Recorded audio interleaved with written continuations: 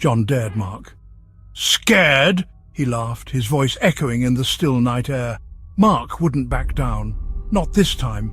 "No way!" he shot back, trying to sound braver than he felt. "Let's do it!" Truth was, Mark felt a shiver of fear run down his spine. The old house loomed before them, dark and menacing, its broken windows like eyes watching their every move.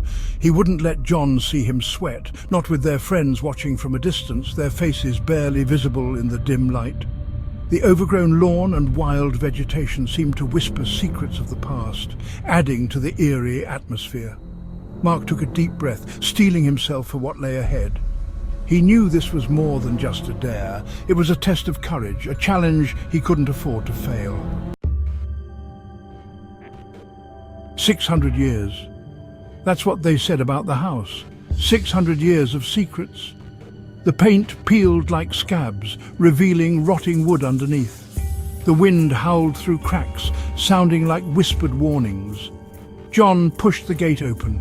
It creaked like a scream. The house stood like a sentinel, watching over the hill with its empty, dark windows. John and Mark exchanged a glance, knowing they were not just walking into a house, but into a legend.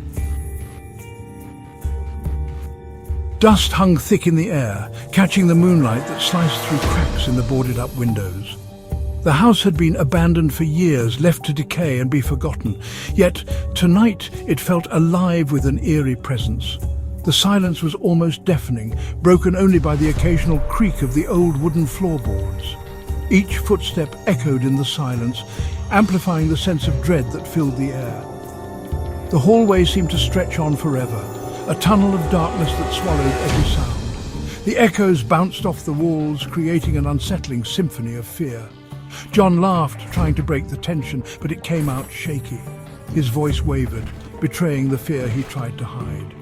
The laughter seemed out of place, a stark contrast to the oppressive atmosphere that surrounded them. Then they heard it, a noise from upstairs. It was faint at first, almost imperceptible, but it grew louder, more distinct. It sounded like something or someone was moving.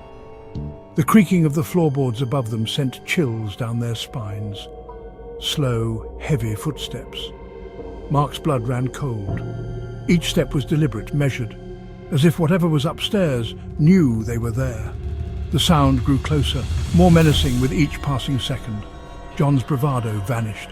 They exchanged a look of pure terror. Their eyes widened and their breaths quickened. The reality of their situation hit them like a tidal wave. They were not alone in the house, and whatever was with them was getting closer.